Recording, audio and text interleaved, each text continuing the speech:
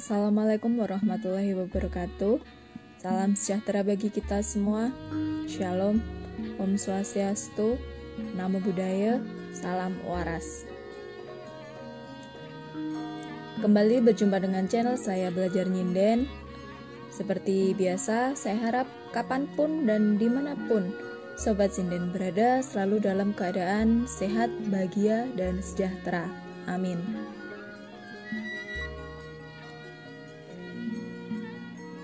Setelah beberapa hari saya nggak upload karena dilema yang agak berkepanjangan.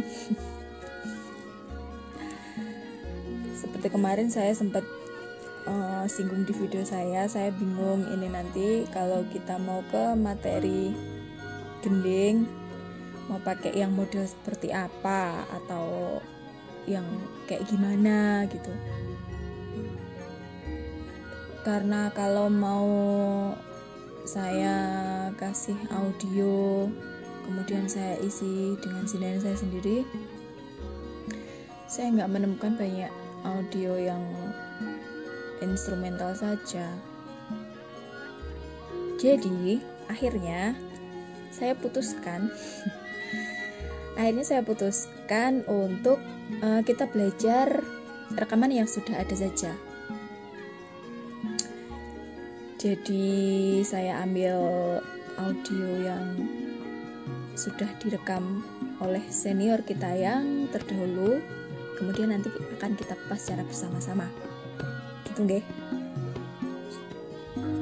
Nah, oh iya,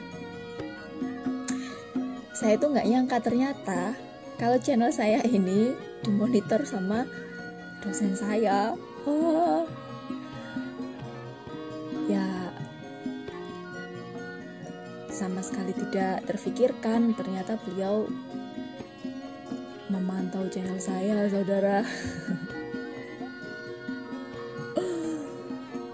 Matur nuwun Pak Dar, karena bimbingan jenengan saya punya ini yang bisa saya bagikan untuk sahabat sinden yang lainnya.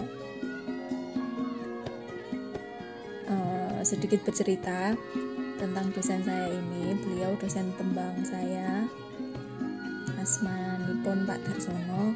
Beliau humoris sekali. Di perkuliahan beliau itu nggak pernah ada yang ngantuk karena isinya mesti guyon terus. Beliau yang selalu menekankan pada kami tentang ketepatan nada. Kemarin juga beliau singgung, saya benar-benar nggak nyangka beliau ditulis di obrolan grup itu, grup alumni. Wah, saya malu sebenarnya. Ya, nggak nyangka aja. Dan saya dapat challenge dari beliau juga. Hentikan beliau itu, kalau wangsalanya itu dibedah, itu akan lebih bagus lagi. Lah, saya bahasa Jawa saja campur aduk nggak karu-karuan. Ya nanti sebisa saya, kalau ada yang bisa ya insya Allah nanti saya cantumkan. Tapi kalau nggak bisa dan itu sudah mampet, ya mohon maaf. Soalnya gini, ini kan nantinya sindenan yang mau saya bagikan itu kan rekaman yang sudah ada, otomatis kan wangsalannya juga yang dipilih oleh beliau para sinden yang ada di rekaman itu nanti. Jadi kan mau nggak mau kalau mau dibedah ya apa yang ada di situ. Jadi bukan apa yang saya hafal. Kalau yang saya hafal misalnya Jarum Muda Nisang Prabu Kresna itu kan mudah, saya bisa. Tapi kalau misalnya apa yang nanti dilakukan oleh beliau nanti yang sindenannya kita kupas bersama-sama, ya saya kan nggak sebegitu banyak juga referensi apa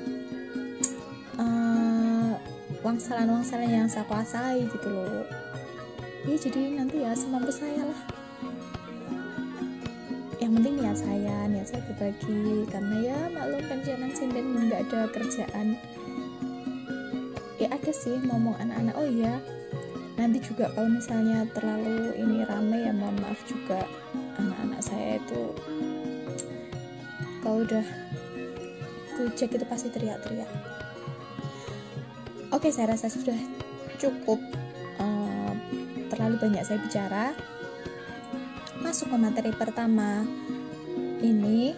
Nah, ini untuk yang pertama kalinya saya bikin skema sindenan bentuk ladrang irama dadi nggih.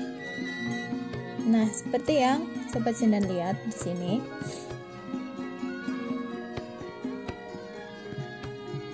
Ini sudah saya bikin skemanya seperti ini, dan ini sudah saya berikan keterangan seperti ini. 4 titik ini adalah satu gotro. Di sini sudah saya tuliskan. Kalau tanda ini lengkung ke atas seperti ini, itu tanda kempul, tanda tabuhan kempul. Lengkung bawah seperti ini tanda tabuhan kenong. Kalau yang bulat ini seperti saya, ini tabuhan gong.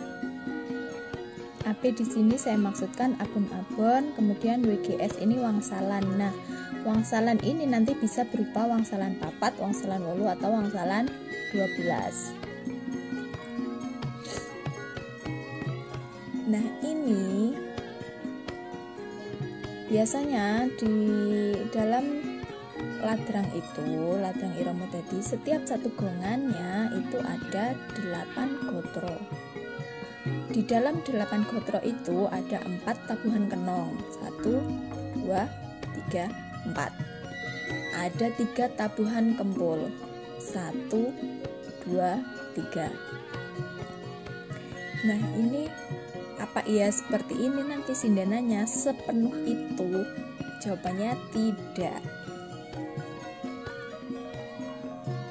Ini saya tulis seperti ini supaya sobat sinden tahu di mana gotro yang bisa kita beri abon-abon dan di mana gotro yang bisa kita beri wangsalan.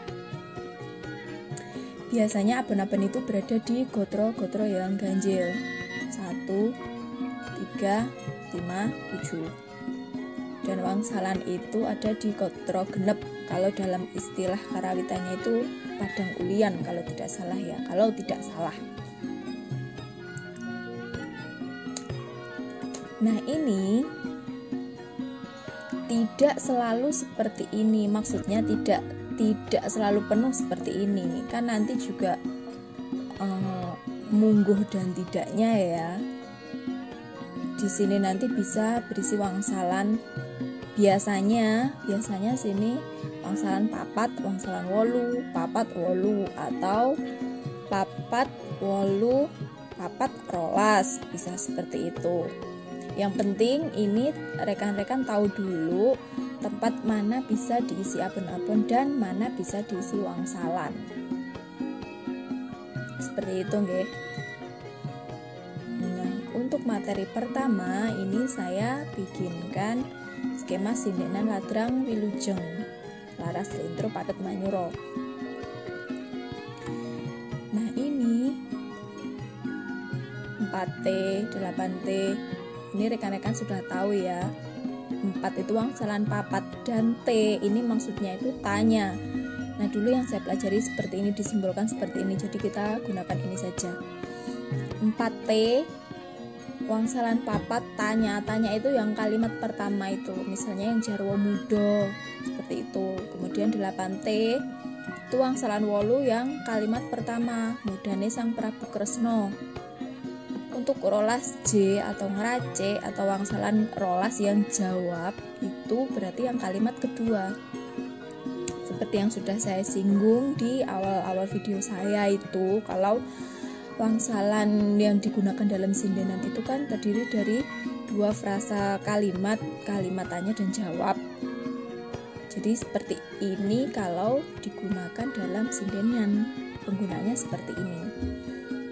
Nah, ini kan selehnya sudah jelas nih di atasnya, di notasinya sudah jelas.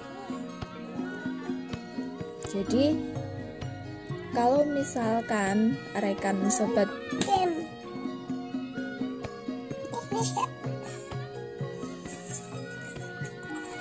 iklan sebentar anak saya itu. Jadi kalau misalnya ini seleh loro, nah otomatis di sini sindenannya juga wangsalan papat yang seleh loro. Tinggal nanti dimasukkan saja. Kan sudah saya bagikan semua itu cengkok per masing-masing seleh. Jadi nanti rekan-rekan tinggal masukkan ke sini saja.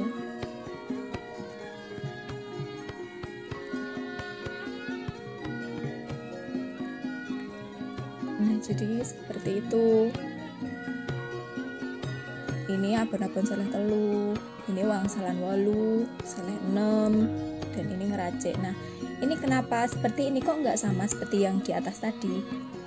Ya, tentu saja tidak, karena kan di video-video saya sebelumnya sudah sempat saya singgung tuh, ada bagaimana kita meletakkan wangsalannya itu tergantung juga layanya. Nah, di sini kan iromonya setelah buko biasanya itu kan masih cepat tuh iramanya, jadi belum mapan. Karena belum mapan, belum bisa diisi dengan sindenan. Nah, biasanya menjelang kenong 2 sini itu di sini di kempul pertama ini irama melambat. Nah, di kenong 2 ini baru bisa dimasukkan sindenan. Ini seperti ini. Nah, ini diisi wangsalan papat. Kemudian di sini abon-abon. Di sini wangsalan 8. Dan kenapa di sini kosong? Karena kita mau ngeracik di sini. Jadi biar tidak terlalu penuh. Kalau ini diisi abon-abon, nanti angkatan kita di sini itu terlalu mundur, nanti jatuhnya terlalu melewer. Kurang lebihnya seperti itu. Nah, ini untuk bagian ngelek. Ngelek itu kan ada gerongan tuh kalau di Ladrang Wilujeng. Ya kita sindenannya otomatis sindenan gerong. Jadi ada yang gerong, kemudian kita sindeni seperti itu.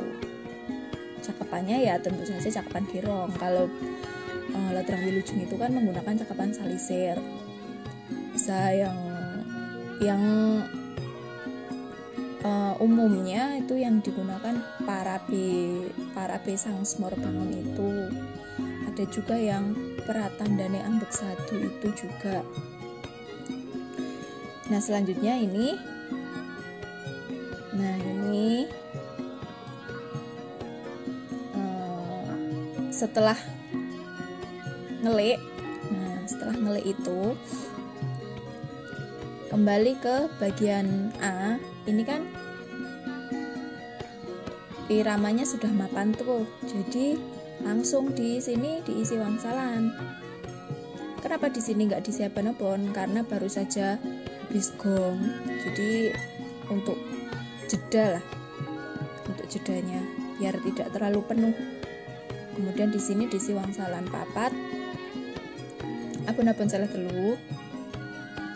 Di sini wangsalan 8, abon-abon wangsalan papat, abon-abon wangsalan 8. Seperti itu. Nah, ini untuk contoh yang kedua. Selanjutnya ini sama sindenan gerong. Nah, ini variasi bedanya cuma di sini aja. Karena di sini ngeracik, ini saya kosong. Nah, seperti itu. Untuk isiannya bisa diambilkan dari cengkok-cengkok seleh yang sudah saya bagikan kemarin. Seperti itu.